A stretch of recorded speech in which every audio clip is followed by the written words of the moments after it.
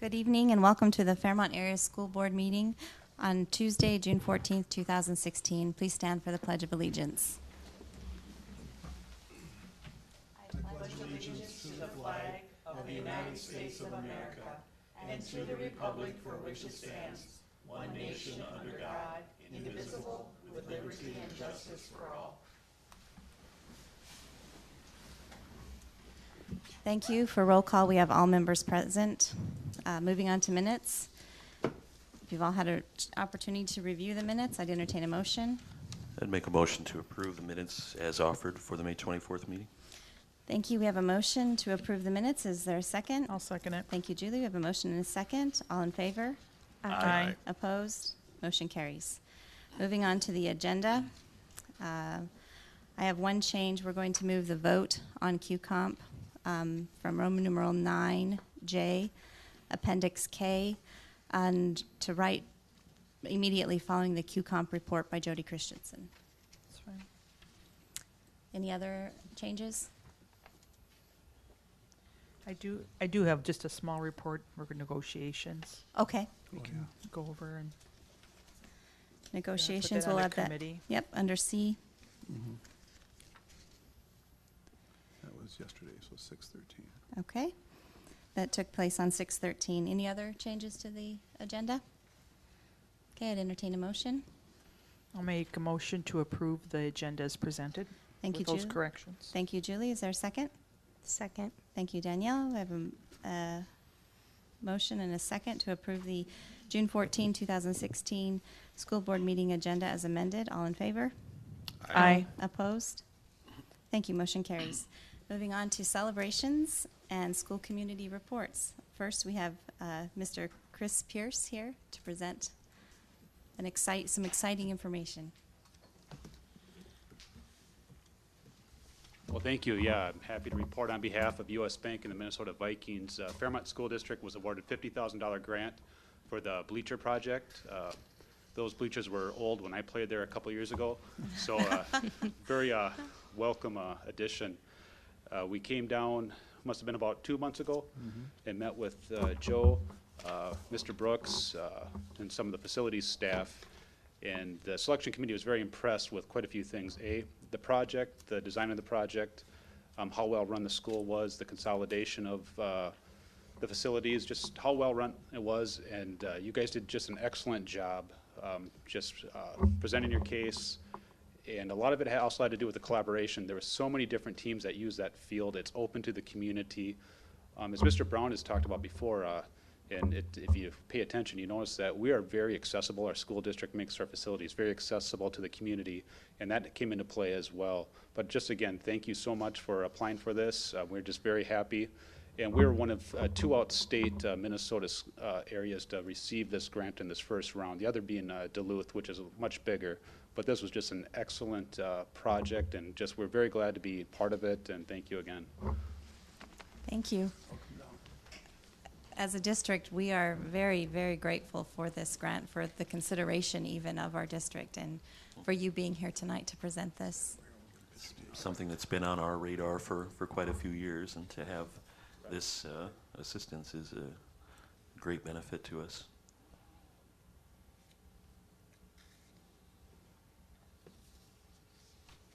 Perfect. Okay. Chris, thank you so much. Yeah, well, thank you. On behalf of the school district, I want to thank U.S. Bank Local, and Mr. Pierce has been so supportive of our school district over the years, and U.S. Bank has been so supportive. And the current bleachers that we have are 42 years old. They're made out of wood, and if some of you have been to baseball games in the last few years, you may have realized that there's been a lot of boards that have needed to be replaced, some more that should be replaced. But the project, actually what will happen after all the town teams get done using the field in August, then we will destroy the current bleachers, take them all down, and then we'll install new aluminum bleachers, and also be pouring some additional concrete platforms so that there'll be space for some picnic tables and chairs for people like that. But this is going to be a great addition to our school. It's really going to class up our baseball stadium, and we're so proud of the collaboration that we have with U.S. Bank. So Chris, once again, thank you so much. Yeah, thank you so much, and keep up the good work. You guys do a great job. Thank you. Thank Thank you. you. Thank you. And it's going to be a great benefit too for, I know, a lot of our seniors that like to go out and watch games and such like that, but you know, quite a few of them I've heard that had trouble getting up and down those old bleachers with the lack of handrails and aisles and things like that. This is going to be a much more of an enjoyable experience for a lot of folks to come watch And I games at Herbold Fields. Thank you. I believe the intention is also to recycle the boards that are there with our woods program. Is That's that correct. We're going to take the old bleachers and we're going to actually store those in the shed, and then our new construction trades teacher will be using those to recycle and to be using those for wood projects for the students in future years. And so we should have there's still a lot of good wood left. And so we'll be able to use a lot of that and harvest a lot of that good wood. And yes, Dan, your point is well taken. Those bleachers are going to be handicapped accessible too, so that people it's going to be easier to get in and out. And if some of you have been out to the baseball stadium before, that first step is a big one. Yeah. And so this is going to be a lot more appropriate and be a lot of fun. Thank you. Yep. Now we have Jody Christensen with a QComp report. Thank you, Nicole. I will be presenting both the QComp report and the change of plan that we're proposing for next year. First, this QComp report is based on preliminary data, which means that it's unofficial. And next August is when the official numbers will be coming out from the State Department. So as we look at our plan, it's based on student achievement data, and this past year our district goal was to increase the reading assessment, which for the state is called the MCA assessment, by 5% district-wide. And we achieved that goal this last year. But in the QComp plan itself, we have two site goals. So the sites both had a 5% increase in the MCA assessment, and really the high school made more than 5% gain and the elementary made 4% gain this past year. So the high school received their QComp student achievement dollars and the elementary did not. But I will be quick to say that the elementary last year achieved a 3% gain, so over the course of the last 2 years, the elementary has met a 7% gain, which we're really celebrating. Within the QComp plan, there are other incentives. One of them has to do with teacher steps and lanes, and 100% of the teachers met their proficiency rating to move a step. There's another incentive program, I guess you would say, and that is regarding the PLC reports or PLC goals, and 80% of the PLCs met their student achievement goals. So by and large, there was a very effective year in terms of student achievement for our QComp plan. And as you look at the report in front of you, do you have any questions? I've just summarized the highlights here.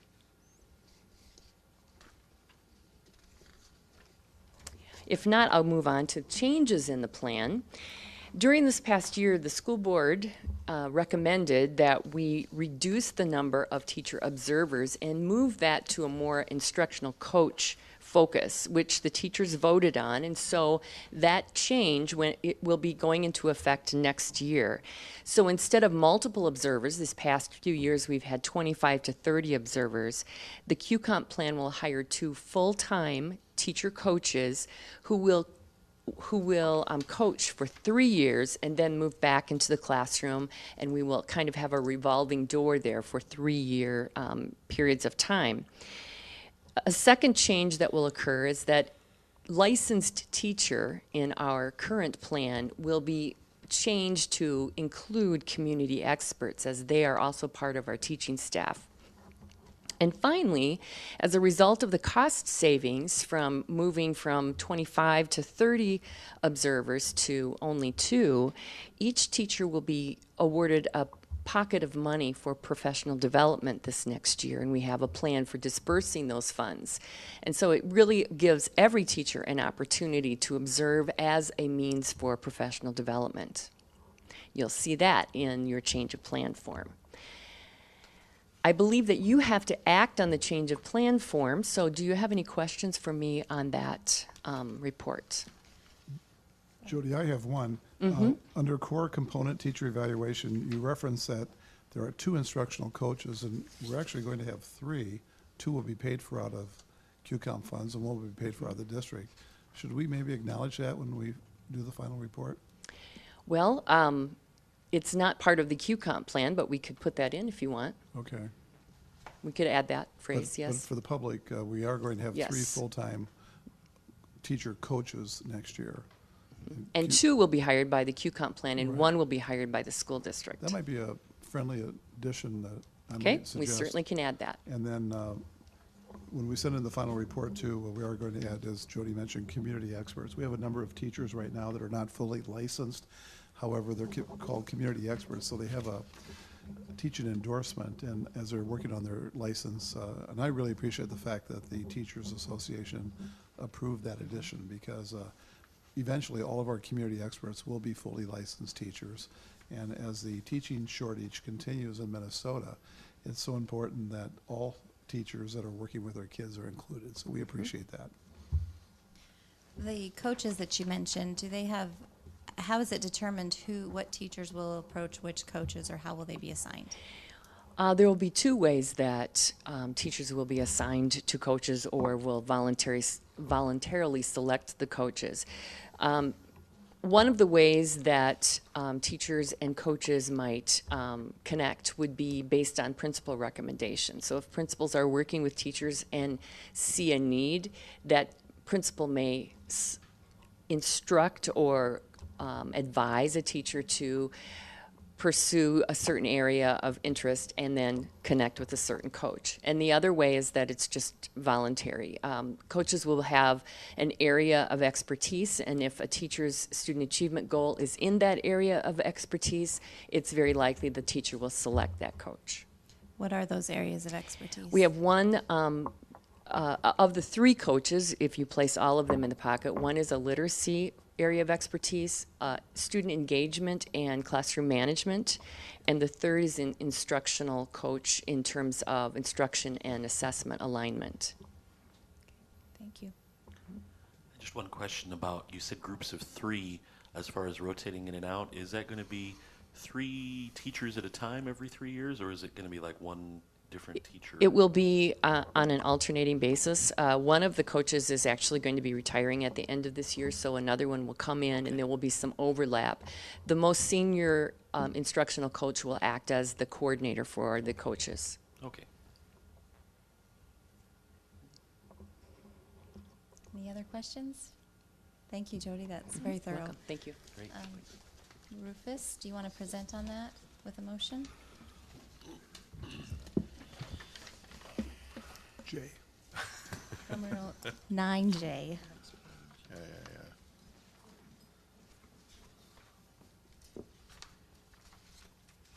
Okay, so we are simply being asked to approve the changes that Jody has just described.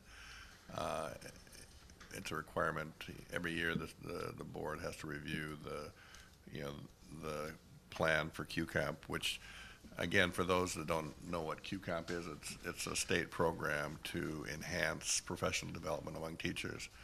And so every year the board reviews the plan for the following year. And this year there's a significant change, as Jody has described. And so I would propose that we accept the changes as described. And I would make that motion. Thank you, Rufus. Is there a second? I'll second it. Thank you, Julie. We have a motion and a second. Is there any discussion? No discussion? All in favor? Aye. Opposed? Motion carries. Thank you. Thank you. Moving on to Superintendent's Report and Calendar. First of all, the calendar is very quick. Just a reminder that there are no additional meetings in June. Our next meeting will be in July. And an enrollment report has been distributed. If you notice that we ended the year with 1,696 students. That's down from 5 from where we were just a few weeks ago. We had one family that moved to a different city and took all 5 of their school-age children with them. And the bottom line is that we still ended up with more students than we projected for our budget. And we just had very, very stable enrollment this year. We're very proud of our student body and our faculty and our administrative team. And the third thing I have for the board, I do have in your packet a list of all the new teachers or the teachers that are being assigned to new positions. And this is pretty up to date. There are two more people I thought of after I wrote this. Remember, well, actually tonight, pending board action, we are going to hire Mr. Scott Cole to be a maintenance specialist. He will be taking over the position that Tyler Garrison currently has. So that will be a new addition, or a new person, I mean. And then, and we also have a proposal tonight to have Julie Becker go to .4 full-time equivalent, and hiring Sue Claybaugh to a .6 FTE.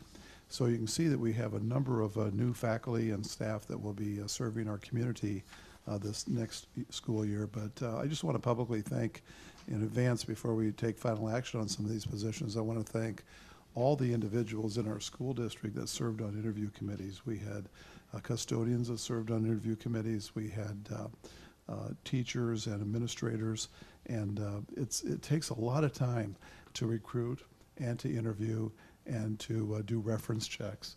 And we're just very fortunate that, knock on wood, all of our staff are hired, with the exception of two people. On Friday this week, there will be interviews for the elementary media tech person. There were 15 applicants for that position. We opened that position up this year, and there are 15 people that applied, and 4 people will be interviewed on Friday. And with Lori Higgins taking over for Harriet Lunds at the high school, in a couple of weeks, the high school faculty or high school administration will have interviews for the ASA 1 position, and that was just posted a few days ago, and we already have 12 applicants. And so both of these jobs are good jobs. All of these jobs, I think, at the school are good jobs.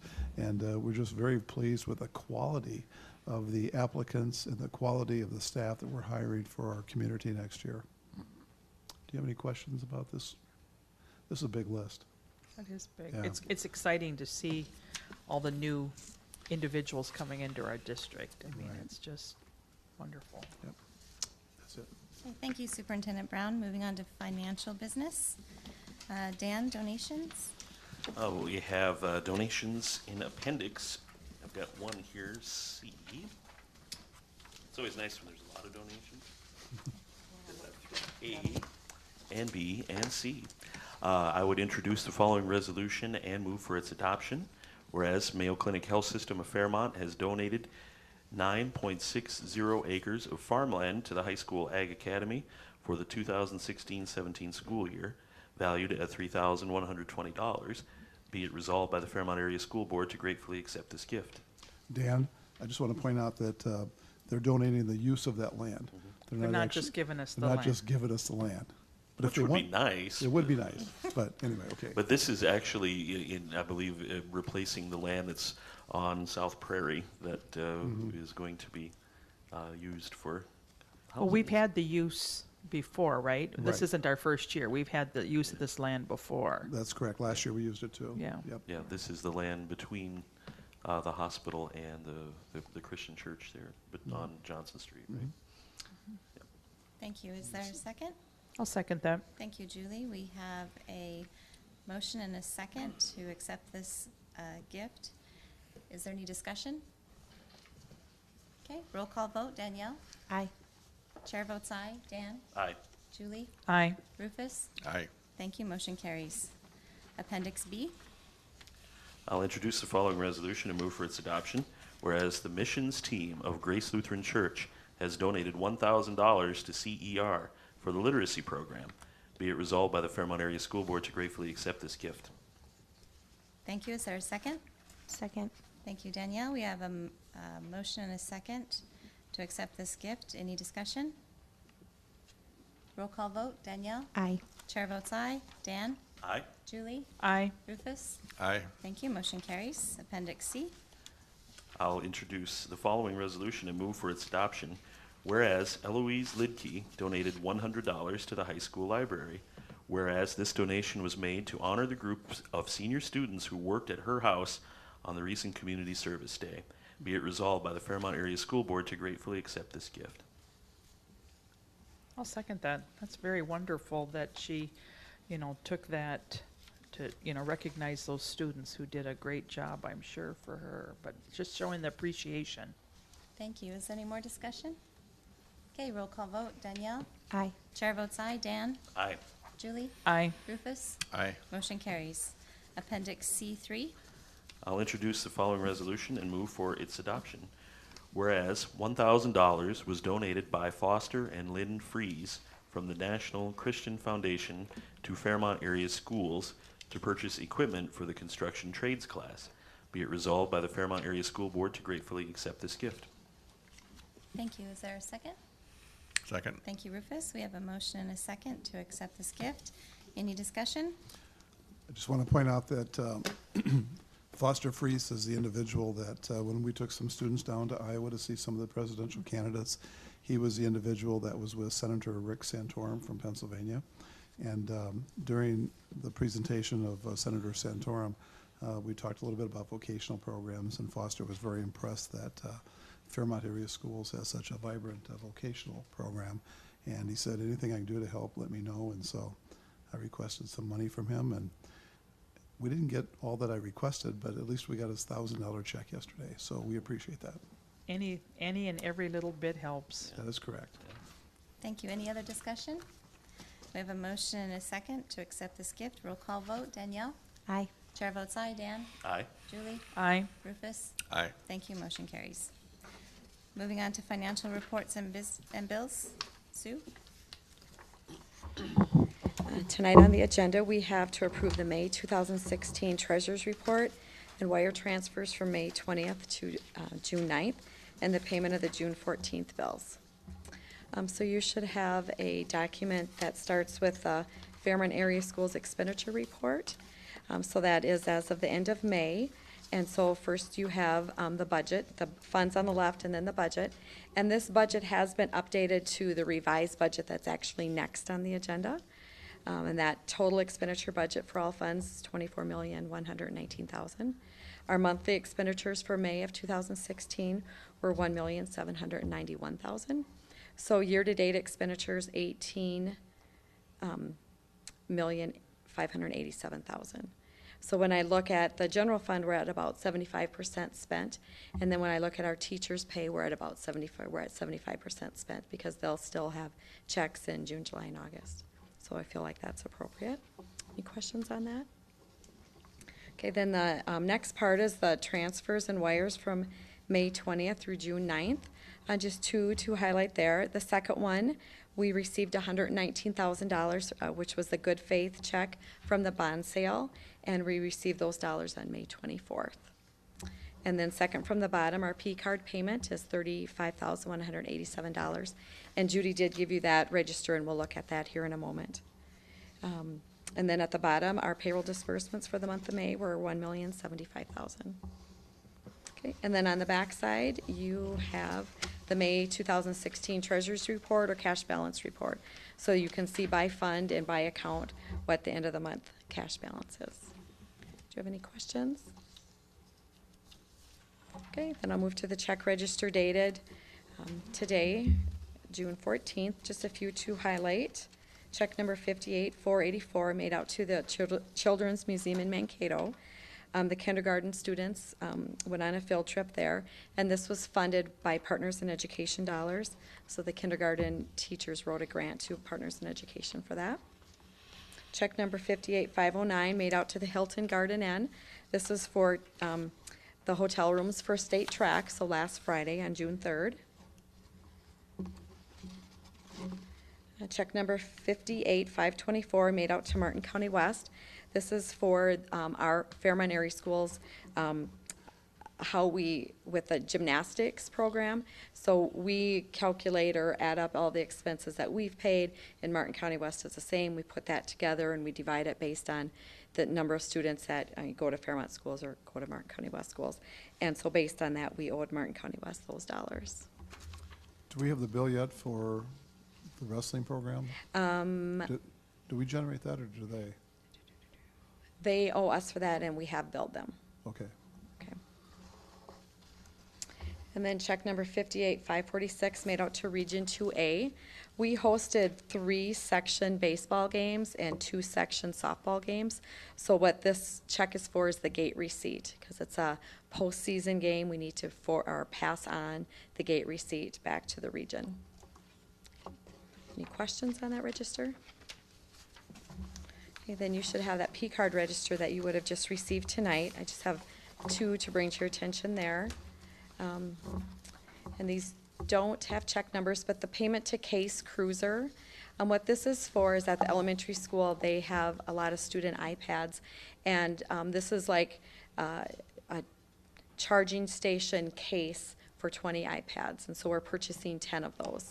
So each one holds 20 iPads, and it's like looks like a big industrial suitcase, and they store those in there and charge in there. And they're portable, right? And they're portable. Okay. Yep. And then a little further down, we have a couple of payments for field trips for the 4th graders. The payment to Minnesota DNR, that's for the Mystery Cave, and the next one, Minnesota Historical Society. And both of those were for 4th graders, and they attended on May 6th and May 12th. Any questions on the P-card payments? If you do not, well, Julie and I did review these prior to the board meeting. If there are no questions, I then would offer a motion to approve the May 2006 Treasurers Report, wire transfers for May 20th, 2016 to June 9th, 2016, and payment of the June 14th, 2016 bills. Thank you, Julie. Is there a second? Second. Thank you, Danielle. We have a motion and a second to approve the financial statements and a report. All in favor? Aye. Opposed? Thank you. Moving on to the revised budget. Sue? Okay, so each year we need to look at the budget 3 times. The first budget for a fiscal year would be in June. Prior to the start of the school year, we're required to have the board approve a preliminary budget. And then in the fall, when all of our staff is in place and after, perhaps teacher negotiations and the audit report, we have an adopted budget. And then again in the spring, we bring another budget to the board, and that's the revised budget. So that's what this budget is. It's Appendix C1. It's the 2015-16 revised budget. In reviewing this, I'll compare it a little bit with the adopted budget that you approved on November 24th. In the general fund, changes have been made to the expenditure budgets and revenue budgets. Bottom line, we're projected to have about $41,000 less in the general fund unassigned fund balance at the end of the 15-16 school year. A couple reasons for that. You may recall mid-year we hired a dean of students for the elementary school, so that would have not been in that budget that was approved in November. And then we also hired a couple of long-term subs in the construction trades area. We also, another large increase is we made changes in the assigned fund balances for expenditures for technology and curriculum. And so what we're doing there is during the 15-16 school year, we're purchasing that technology and curriculum for the next school year. So that's why those expenditure budgets increased. Overall, we're projecting ending the year with $2,981,299 in the unassigned fund balance area. This is a few days less than 2 months of expenditures. The total general fund revenues are $17,846,000. Of that, 14.1% are local dollars, 2.5% are federal dollars, with a balance 83.4% coming from the state of Minnesota. Total general fund expenditures are $18,698,000, and that is exceeding those revenues by $852,000. But $724,000 of that are in the areas of curriculum and technology. Okay, and we're also spending some other dollars in assigned fund balance areas like staff development, literacy, wellness, and QComp. Moving to food service, the revised budget is the same as the adopted budget you approved in November. I'm looking to increase the fund balance by $11,500. Community service, just showing a few changes. We look to end the year with $8,000 in the CER and unassigned fund balance area, about $50,000 in ECFE, $45,000 in school readiness, and $9,800 in ABE. The capital fund just had a few changes. There were significant changes in the debt service budget. This fund is used to pay the bonded debt of the school district, and at the last board meeting, we had our bond sale, so we refunded our all facilities bonds. So we've sold these new bonds and received that good faith check. I talked about that $119,000. Well, the rest of the proceeds will be received yet this month. So I needed to increase our revenue budget substantially there. As I mentioned, those proceeds, we would receive those later this month, and they will sit in escrow until 2019, and then we'll pay off the older bonds. That bond sale date, again, was the last board meeting, May 24th, and that will save our taxpayers that $2,045,919. No changes were made to the trust and agency budgets, and that includes the Hunt Fund and the Enrichment Fund. And then student activity, revenues and expenditures there tend to vary every year due to the activities that those groups are doing. So the budgets were changed to reflect the current activity.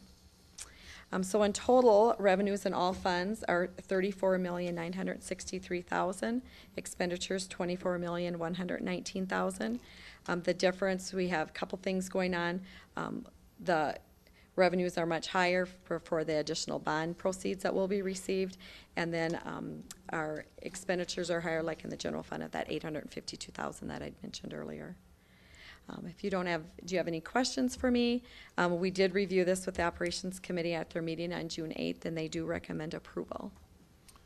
So I just want to point out that those major dollars that we're spending for curriculum and technology, those were dollars that we saved from previous years. We put into an assigned fund balance. That is correct. So we had a savings account knowing that we'd have to, reinvest some money into the technology and curriculum as we prepare for the upcoming school year. Right, and so what we do is we work with administration and try to come up with, a 3 to a 4 to a 5-year plan on technology and curriculum, and to really try to look ahead and then make some plans for that.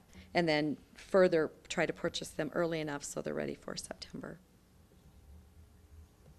And will it be possible as we get closer to the final audit, and if we see our unassigned fund balance growing, we can do the same thing? Exactly. Okay. That would be the plan.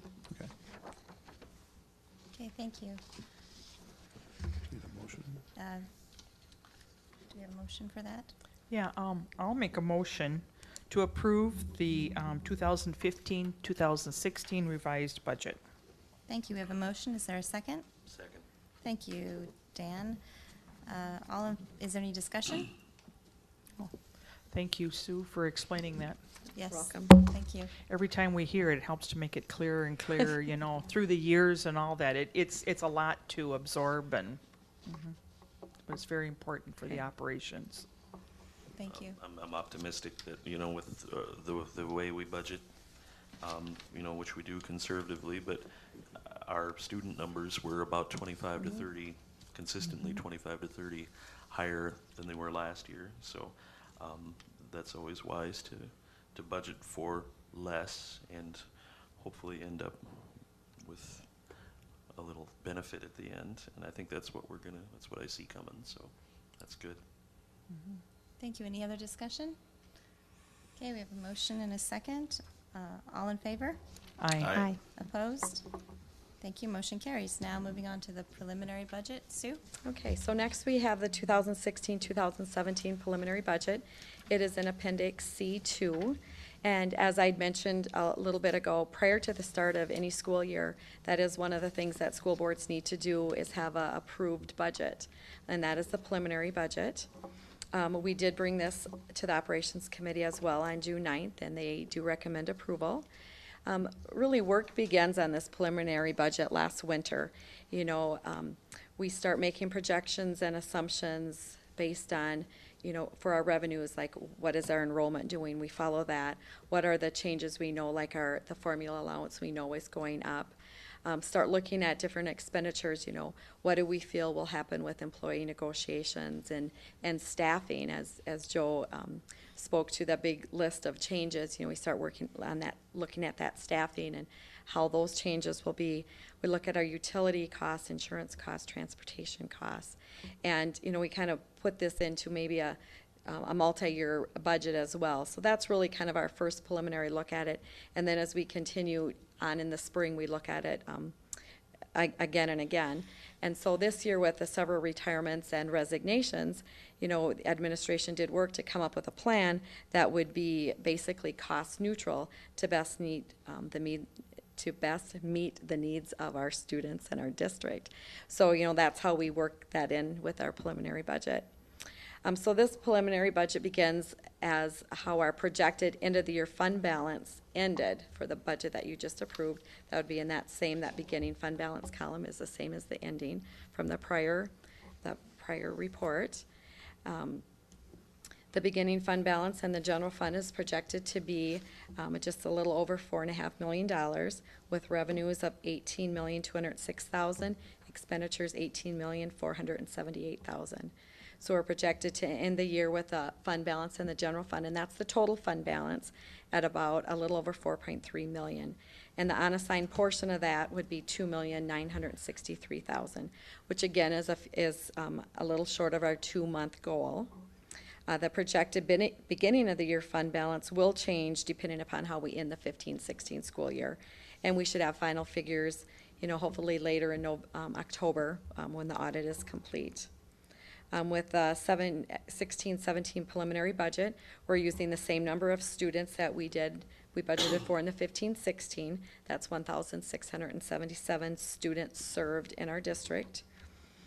We do project starting the year with more students, and some years we, lose some during the year. So it's kind of our history is to budget on the conservative side, reducing that enrollment by about 1%. So that's continuing to be what we do. On the revenue side, I did increase the revenues for the formula allowance of 2% that we know that we will receive. On the expenditure side, I increased wages and fringes, an estimated amount for those unsettled contracts, and worked in an increase for Southern Plains. We have settled with our transportation company, so we know that's a 1.69% increase.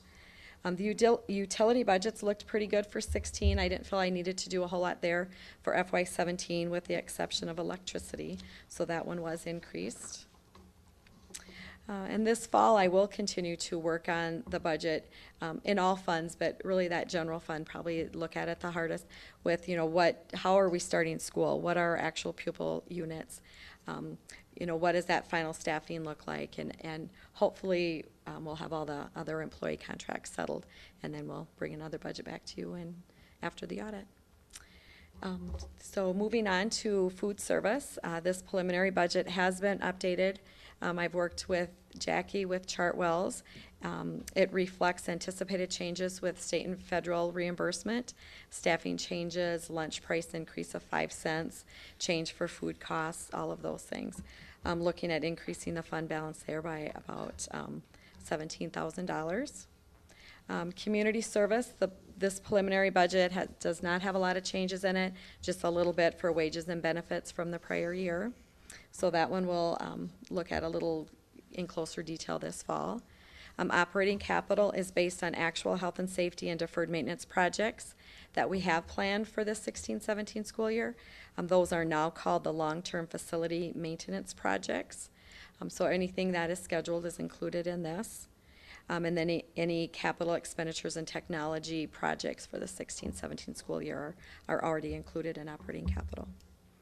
Debt service is based on actual scheduled payments and levy dollars for the 16-17 school year. Trust and agency just had a few little changes from the revised budget, and the student activity just had a few little changes as well. So the total revenues with the preliminary budget are $23,562,000, expenditures $24,054,000. And we are, again, spending some assigned fund balance dollars, is why that is not balancing.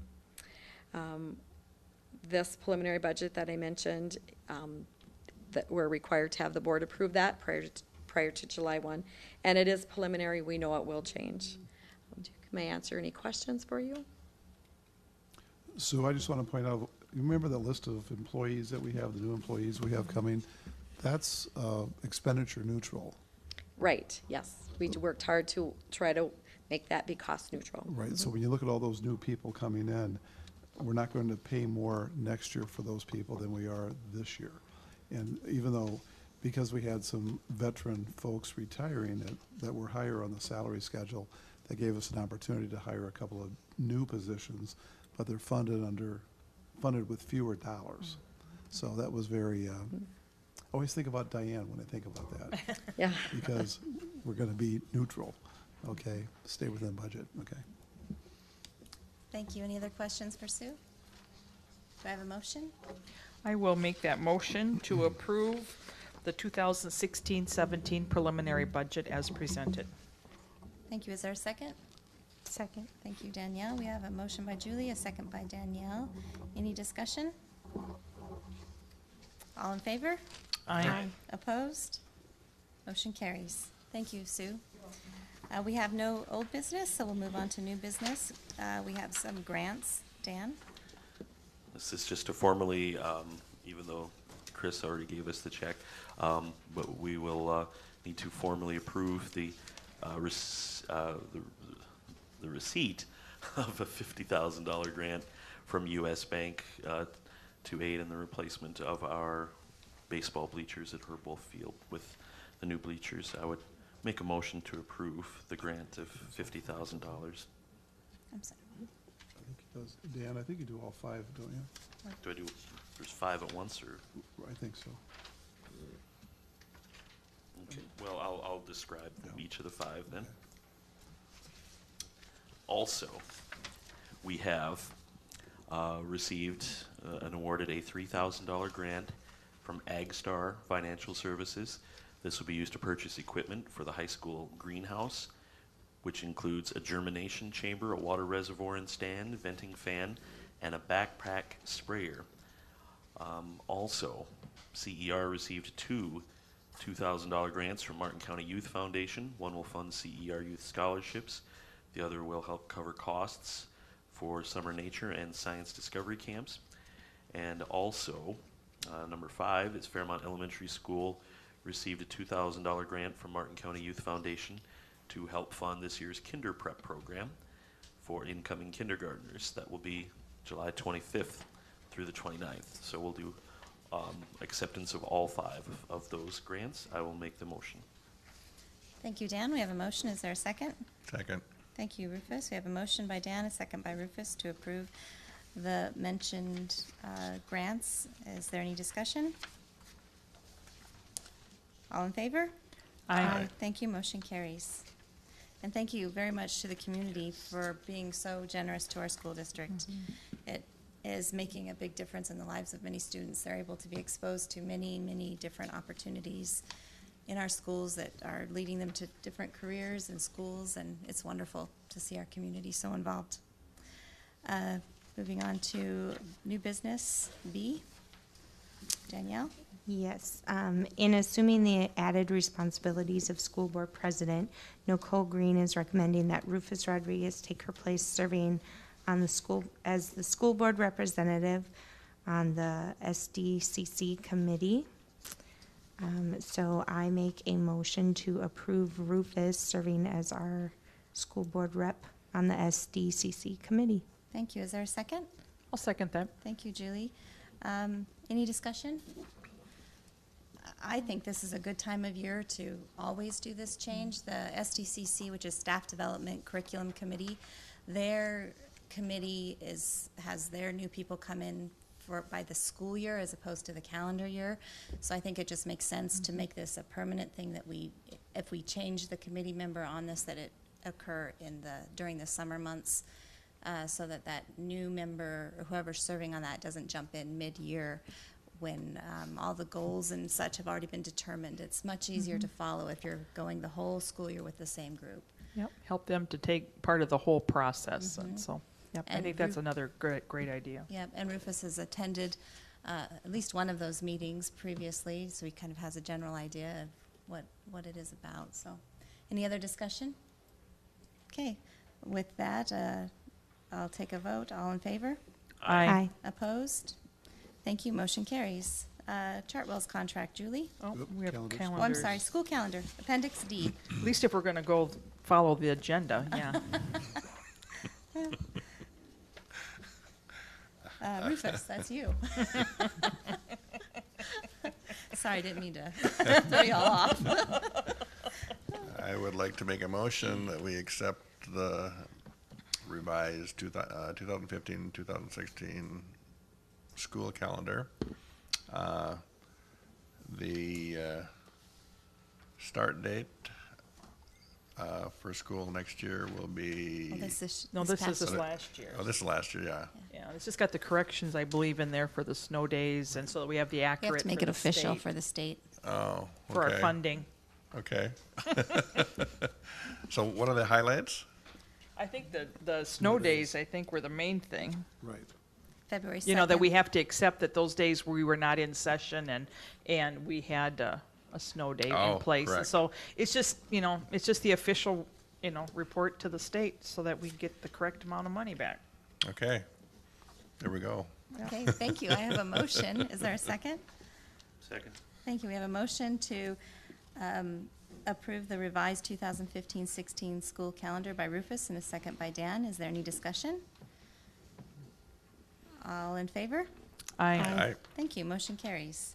Moving on to Appendix E, Chartwells Contract. Julie?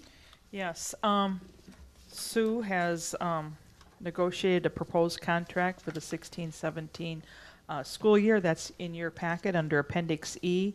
For that, it calls for a 2.2% increase in administrative fees. And in preparation for this contract extension, it would projected there'd be a $17,000 increase in a fund balance. The budget's based on a 5-cent meal increase, a 2% increase in staffing costs, and an anticipated increase in federal reimbursement. And this will be the last time through this round that we'll be able to extend our contract with Chartwells. So then now this next time, then we'll have to go out for a new contract again with requests for proposals for other companies. So with that, I will make a motion to approve extending the district's contract with Chartwells Food Service for the 2016-17 school year as presented in Appendix E. Thank you, Julie. Do we have a second? Second. Thank you, Rufus. We have a motion and a second to approve the Chartwells contract for the 2016-17 school year. Any discussion? No discussion? All in favor? Aye. Aye. Thank you. Motion carries. Appendix F, Julie. Then also with that is the St. John Vianney, that's what SJV is, Vended Meals Contract. Jackie LeMay and Sue Nelson have met with Jake Rabasi and Jody Heeman from St. John Vianney to discuss their contract for the vended meals. We've provided, for several years now, I know we've provided their meal service and have had the same contract. They just negotiated another year's additional onto that same contract. And this proposed renewal is seen in Appendix F, calls for a 2.2% increase in prices, which is a maximum amount we can charge per the Minnesota Department of Education Child Nutrition. And otherwise, everything else in the contract will remain the same as it has been in the past. And like I said, and this is just a neutral. There is no increase that we are getting. We're just charging them for that. We're just providing the service and helping them out to provide meals for their good, nutritious meals for their students.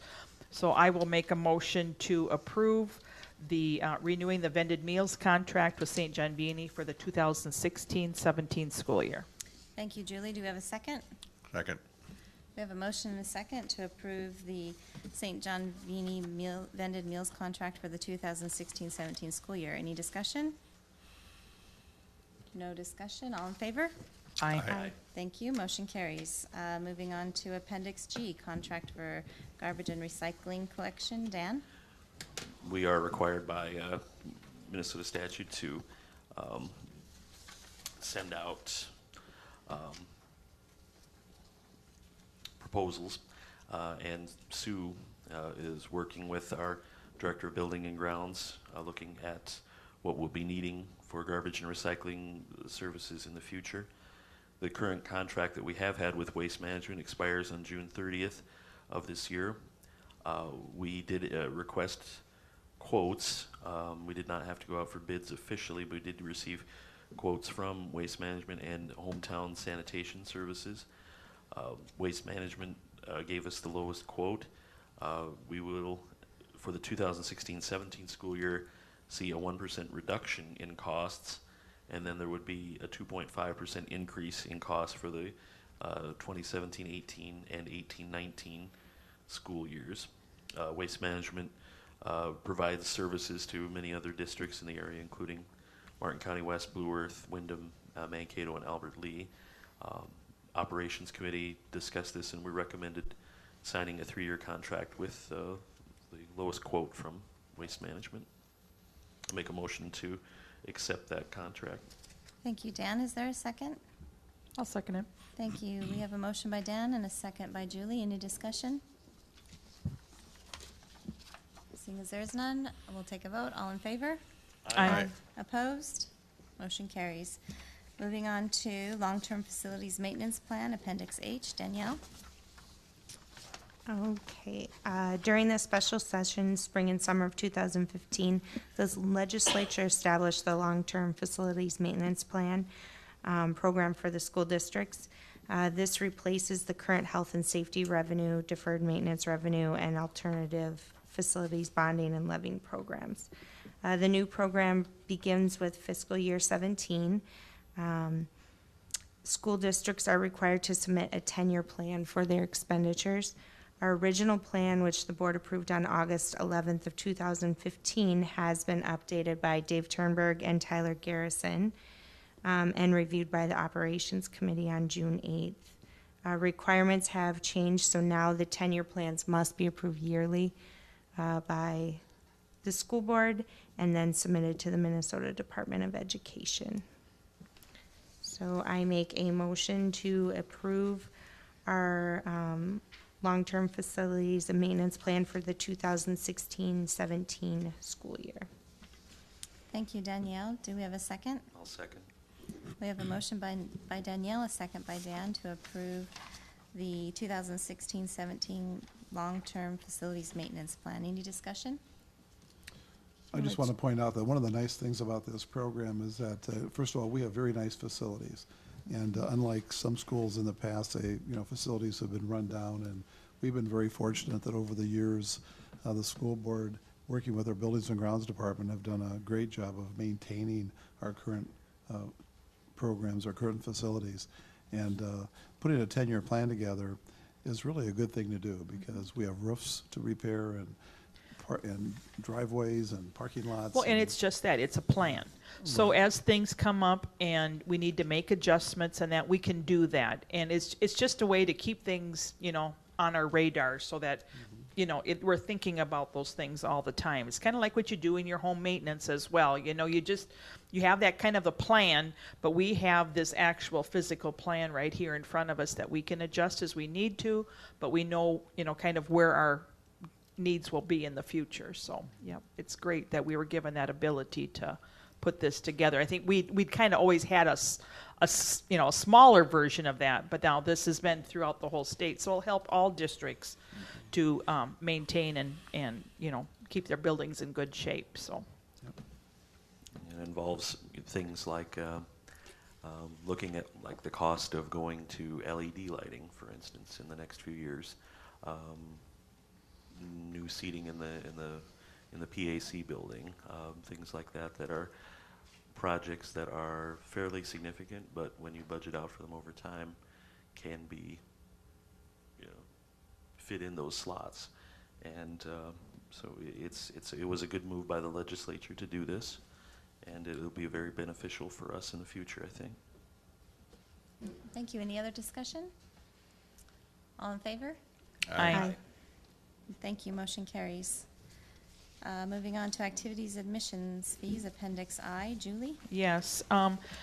As you can see by all the different things, we had a very busy meeting, but the Operations Committee has reviewed and are recommending that annual passes for senior citizens be increased by $5. So they'll be going from price from $50 to $55 for the upcoming school year, and adult annual passes. And these senior passes are also annual passes, so that all senior citizens of our districts are able to purchase a pass and attend any one of the school district events for this pass price. And so really for $55, it gets you into a lot of events. And I bet you if you go down versus the gate price of $7, and if you go down to all the events possible, I should have figured that out before, but it's got to be just a very small amount.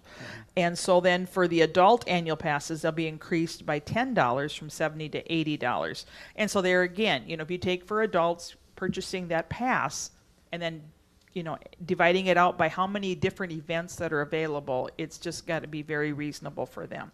And we did also decide that individual ticket prices to get into those will remain the same. We're not adjust those. They'll be the same for our district, as well many more of our South Central class or our different school districts in our area. So with that, I will make a motion to approve the activities mission fees for the 2016-17 school year. Thank you, Julie. Do we have a second? Second. Thank you, Rufus. We've got a motion by Julie, a second by Rufus to approve the activities admission fee increase for 2016-17. Any discussion? Just a quick question. What is the criteria for the community for senior citizen pass, the age criteria? 55. Okay, just so people know. 65. 65? No, I think it's 62, isn't it? See, that's. What should we decide? What should we talk about? I guess that's we why I have asked. talked about it in the past, but I guess we never really, when we discussed it the other day, we really didn't talk about it. But I know it's been discussed, so. I qualify for both. So I was going to say, if you look as old as Joe, then you qualify. Yeah. I'll verify that. We'll clarify that. I'll clarify that, We'll yeah. clarify. That's a good question. One other point I'd like to make is that actually that $80.55 is actually what we were charging for season passes in 2008 and 2009. And then we made a cut to those in order to get more people interested in, and it actually has increased attendance and increased the number of sales of these season passes. So it's actually been not raised for about 6 years. So we're actually rolling back, if you will, to 2008 and 2009 with these. Thank you. Any other discussion? Okay, we'll take a vote. All in favor? Aye. Opposed? Motion carries. Appendix J, Stady Property Purchase Agreement. Dan? This is really exciting stuff here. When it comes to the purchase agreement with the Stady property, we are proposing that the City of Fairmont and Fairmont Area School District enter into an agreement which would deed the Stady property to the City of Fairmont for $1. The City of Fairmont will assume total ownership and liability of the Stady property, inclusive of 20 building lots, park, wetlands, and 2 retention ponds. And as lots are purchased, Fairmont Area Schools will be compensated $10,000 each for the 20 building lots that are on our property as it is now. Fairmont Area Schools will place a reserve lien on each lot that will be released once the lot is sold. The purpose of the agreement is to provide 20 lots for residential development for the City of Fairmont. The city has agreed to contract for the infrastructure of roads, sewer, water, curb, and gutter, and to market the lots. From what I understand, there's been quite a lot of interest in them already. So I would make a motion to approve what is in Appendix J with that agreement with the City of Fairmont to deed the Stady property for residential housing development. Thank you. We have a motion. Is there a second? Second. Thank you. We have a motion by Dan, a second by Danielle to approve entering into a purchase agreement between Fairmont Area Schools and the city for purchase of Stady property for residential housing development.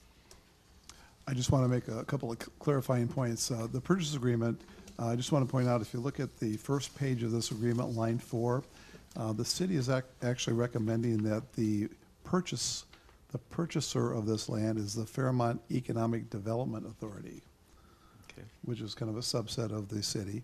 And so Need to change that motion? let's see here. How's the motion?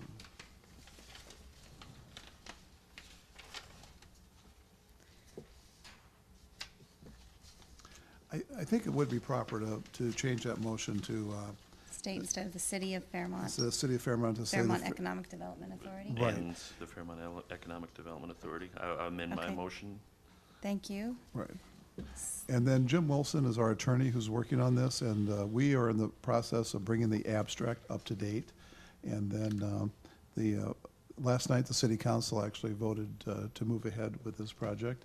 And it's very timely that this get done because Mike Humpel did inform me that there are 4 individuals that have already contacted him that are interested in purchasing lots.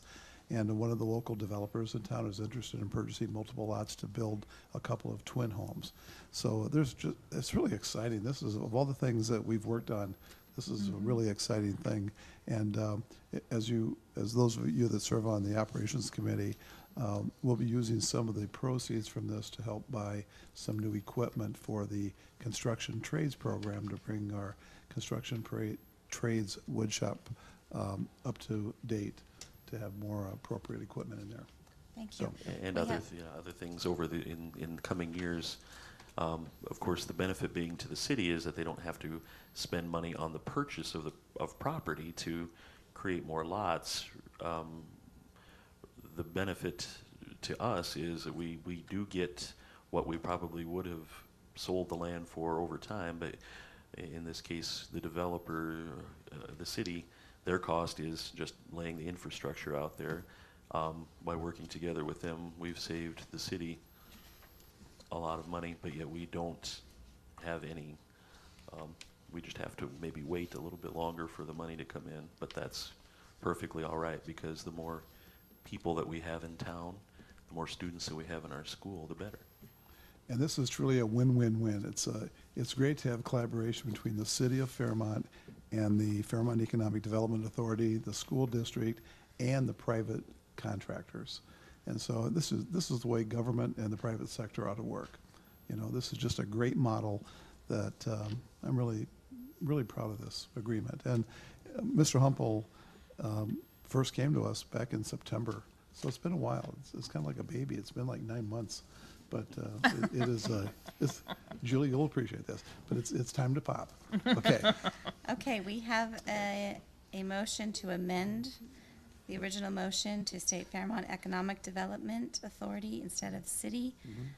Is there a second to amend that motion? Second. Thank you, Danielle. Any discussion about that amendment? I just want to make sure that the public's aware that if anybody is interested, is this correct, that they should contact the city if they're interested in the purchase of any of these lots? That's correct. To, just make that clear there, that that's what the process should be, and that they're taking that they're not to come to the school district, but go to the city of Fairmont, so. That's correct. Okay, thank you. So we need to vote on the amendment. All in favor? Aye. Opposed? Thank you. That motion carries. Now to the actual purchasing or agreement with the Fairmont Economic Development Authority. Any more discussion? All right, all in favor? Aye. Opposed? Thank you. Amended motion carries. Moving on to Appendix K, QComp report. Rufus? Oh, we've already done that? We did that. Got something off your list? Yes. Okay, personnel, 10. Julie? Yeah, we Contract have, change? we have a contract change. Julie Becker, who currently serves as our payroll accountant, she's requested to work part-time and job share her responsibilities with another employee. So, I mean, it's kind of an interesting idea to do this. We'll see how this works. Specifically, she'll be working 2 days a week for a 0.4 FTE contract. Salary and benefits will be prorated accordingly. So I will make a motion to approve reducing the contract for Julie Becker, payroll accountant, from a 1.0 full-time equivalent to a 0.4 full-time equivalent, effective July 1st, 2016. Thank you, Julie. Do I have a second? Second. Thank you, Rufus. I have a motion by Julie, a second by Rufus. Any discussion? All in favor? Aye. Thank you. Motion carries. Employment, Julie? Yeah, the first one we have here is with that reducing of Julie Becker's contract to a 0.4. It was necessary to hire someone to work the remaining 60%. And we went out and applications were received, and Sue Claybaugh, has been recommended to be hired. She's currently employed as the payroll clerk in the Truman School District and has expressed great interest in job sharing. Sue will be working 3 days per week.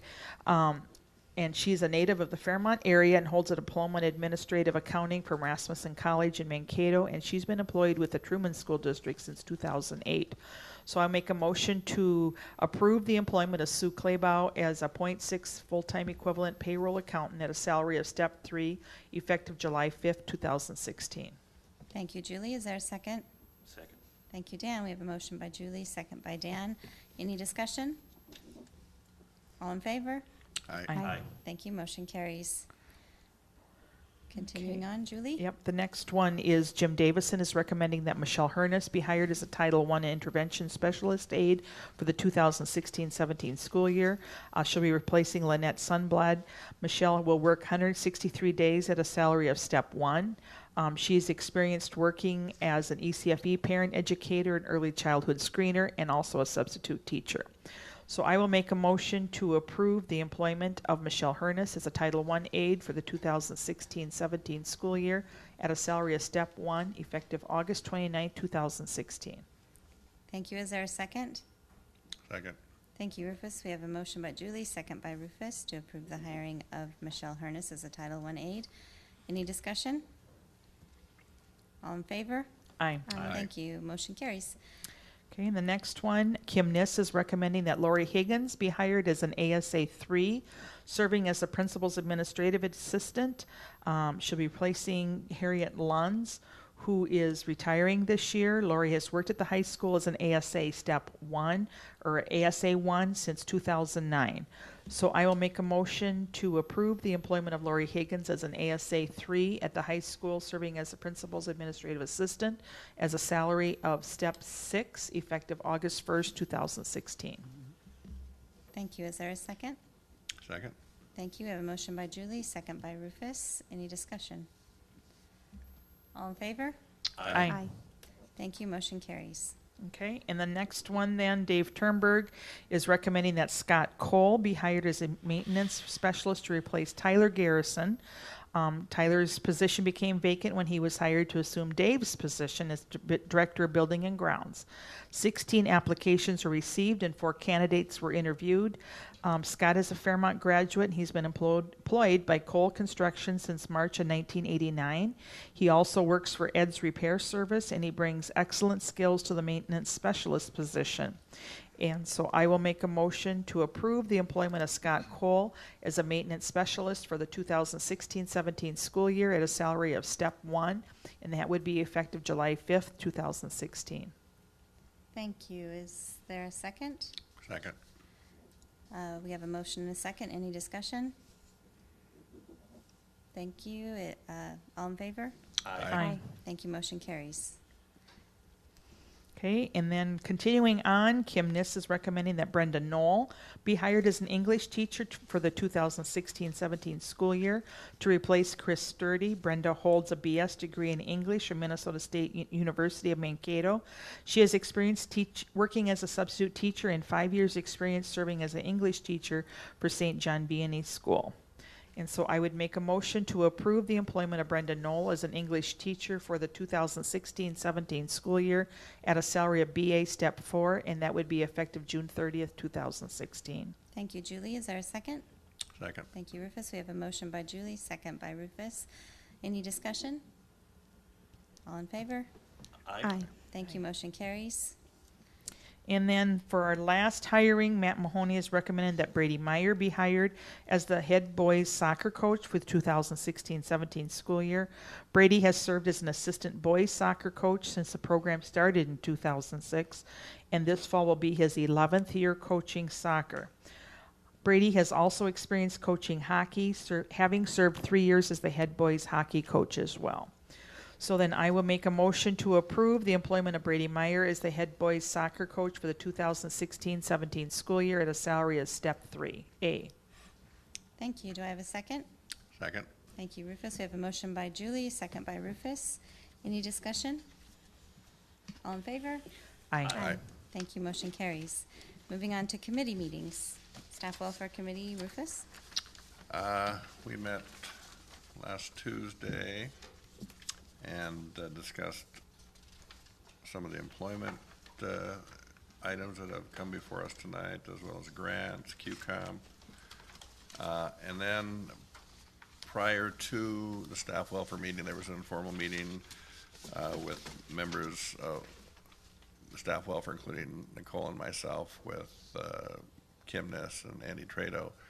It was just to begin a discussion around some questions that have come up in staff welfare discussions regarding the school. Some are just informational. What is the status of the information that the students are getting as they progress through the year. The other general area is what can we do to improve achievement. Unfortunately, even though we have great schools, we do always have some students that that have difficulties. We have some students that aren't able to complete courses, and and we have efforts in place currently to assist those students, but we're looking for the principals to provide some new creative ways to provide some intervention to better ensure success of all students. Another area in that same vein is what can we do to increase the number of students from disadvantaged backgrounds. Oftentimes the students that qualify for free and reduced lunches, what can we do to increase their participation in course offerings that provide for college credit? Mm-hmm. Unfortunately, the number from that category of students that are taking advantage of those course opportunities is very low. And so we need to partner with the administration and the staff to try to figure out how we can encourage students to take full advantage of the great course offerings that we have. And this is I know this is of special interest to Superintendent Brown, and I'm looking forward to seeing what we can do to make some impact there. Mm-hmm. And then also very importantly, there's a lot of discussion around the country, around the state, around the world about education reform. In the past, it's only been in the past 10, 15 years that education researchers have really started to dig deep and trying to understand, what works in education, what doesn't, what are the challenges that lie ahead for the high school graduates. And so there's a lot of discussion and a lot of challenge to try to figure out how we can better ensure academic success. And so one area that we've toyed with in the past, and we've actually, and the schools have implemented in the past, is different schedules, a block scheduling system. There's a lot of work to be done, and I think the feeling is we've got to look at every different possibility to try to create an environment that allows for some creativity in instruction. And so we're asking the principals to start thinking about that, and this will be a discussion that'll come back to the board probably next year. We've asked the principals to ponder these issues and report back to the board by August 15th. Mm-hmm. For some even more serious discussion beginning after school resumes next September. So it was a very good discussion, and I look forward to further collaboration with the administration and the staff to really make Fairmont even better than we currently are. So kind of asking them to kind of think out of the box, kind of think of different ways to. Exactly. I did, just for the record, I did meet with Principal Niss today for her annual review. And we talked about this because all 8 of those topics were really curriculum-related topics. And we did select August 15th as a date that the expectation is that both Andy and Kim will come and present to the board their written recommendations. And in reference to the looking at different schedules for the high school, we've asked the high school to set up a task force for next year to look at all different ways that we could possibly schedule the high school to make it more user-friendly for the kids. For an example, right now we have a 7-period day. The classes are only 47 minutes. Well, if you're in a welding class, by the time you get to the welding class, put your welding clothes on, get your welding stuff out, you don't have a lot of time. And then you have to clean up and put your welding clothes away and clean up afterwards. You know, it's like a 25-minute class. There are some classes that it would make sense if they were longer, and some classes should probably meet every day. Some classes would be better if they met probably a longer time span throughout the day and only maybe meet for a semester. And so what we've asked them to do is, you know, put together a task force to really look at that. The two principals, by the way, both Andy and Kim are attending as of tonight. They're up north attending the Minnesota Secondary Principals Association Conference for the rest of this week. And then next week, the entire administrative team at the district and the 4 principals will be meeting at the Minnetonka Institute for 3.5 days. So you're right, this is just a great time to kind of say, let's plant the seeds. It's kind of like growing a garden. Let's plant the seeds and let's see them germinate throughout the next 12 weeks. And then in August, let's see what your ideas are and let's kick it around because things are moving fast for this country and for our kids. And, you know, also after the Minnetonka Institute, we have people attending a conference in Washington, D.C. Joe, Kim is attending? Yeah, Principal Niss is attending and Jody Christensen is attending. And some of the speakers are, you know, the top people in the field, you know, internationally, nationally. And, you know, hopefully bring back some great ideas about thinking out of the box. That's a good phrase. Okay. Thank you. Operations Committee meeting, Danielle? Yes, Operations Committee met last week on June 8th. We had quite a long meeting. We had a lot to cover. First, we started off with a celebration honoring Dave Turnberg. He will be retiring here at the end of this month, right? Yep. And then Tyler Garrison was in attendance too. He'd be taking over, so that was nice to honor Dave and all his hard work he's done for us. So we had Sue was there. She went over a lot with us. The revised budget, preliminary budget. We looked at the contract for Chartwells, went through that, as well as the one with St. John Vini and St. Paul's Lutheran Food Service, that agreement that we have with them. We looked at the garbage and recycling collections, the quotes there that we approved tonight to go with waste management. We looked at property insurance, renewing that. Our season passes, we talked about that. The long-term facilities maintenance plan. And then went over the different grants that we received and talked about the Stady property and Scott Cole being hired. And talked about new equipment for construction trades and woods program that needs to come forth. And we approved, what was it? It's going to cost about $30,000 for the purchase of new equipment there. And then we looked at Perspectives reading curriculum for grades 7 through 12. And then something kind of new took up a little chunk of our time, the dance team proposal. Lisa Carlson and her daughter Lauren were there and talked to us about the proposal of adding a dance team to the 2016-17 year, which we approved adding that as a new sport, but haven't committed any dollars to it. They're putting together a budget and what they think that's going to cost and whatnot. So I will point out that Lisa Carlson did come in and met with Sue Nelson and put together a pretty comprehensive ballpark budget on what it would cost for a dance team and also kind of a preliminary where the revenue would come from. But once again, to make it very clear to the public, we authorized the concept of a dance team, the committee did, but we did not recommend paying for any of the dance team. This would be something that would have to be, at this point, self-funded. Okay. Agreed? Yeah. Yeah, Just- at this time. Yeah, at this Right. time. Right. Unlike, well, for instance, we have the Trap Club, which is now under Minnesota State High School League auspices. That is a self-funded activity as well.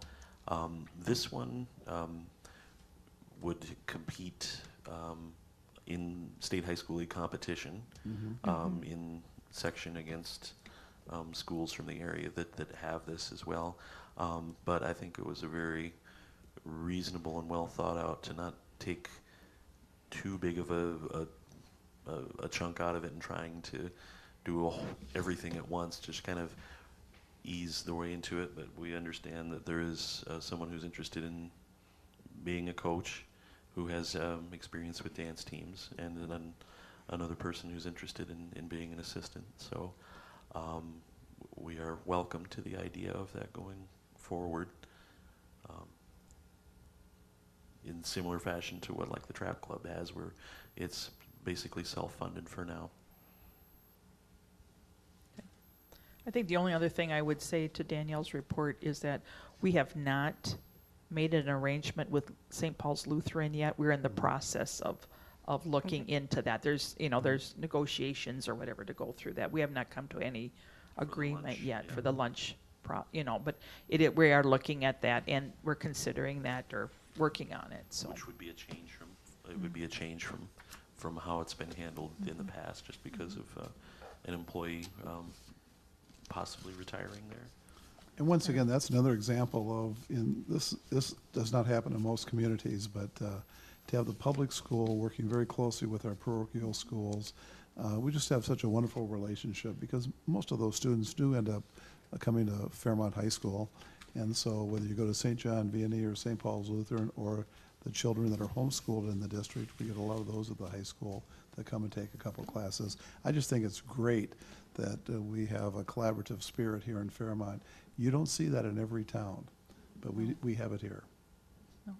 But, we're just looking for the best for all students, and just what we can do to work. And like you said, those kids will grow into and be into our schools, but they also will then become part of our community and, the leaders of tomorrow for us. So, yeah, it's great to work together and do the best for all the kids, so. Thank you. Anything to add to operations report? Okay, Julie, negotiations? Yeah, just have a really quick negotiations update. We met with the ASAs last night. They presented us with a proposal, we countered, and now we are, looking at a little bit deeper into what, the financial impact would be for the whole district. We have another meeting set for Thursday if we would need it. And then we are looking at, for the CMPs, the custodians, looking at a meeting maybe together next week and getting started with them. So that's about all I have for that, but okay. Thank you. Thank you. If there's no other business, I'd entertain a motion to adjourn. So moved. Thank you. Is there a second? Second. Thank you, Danielle. We have a motion and a second to adjourn. All in favor? Aye. Opposed? Thank you.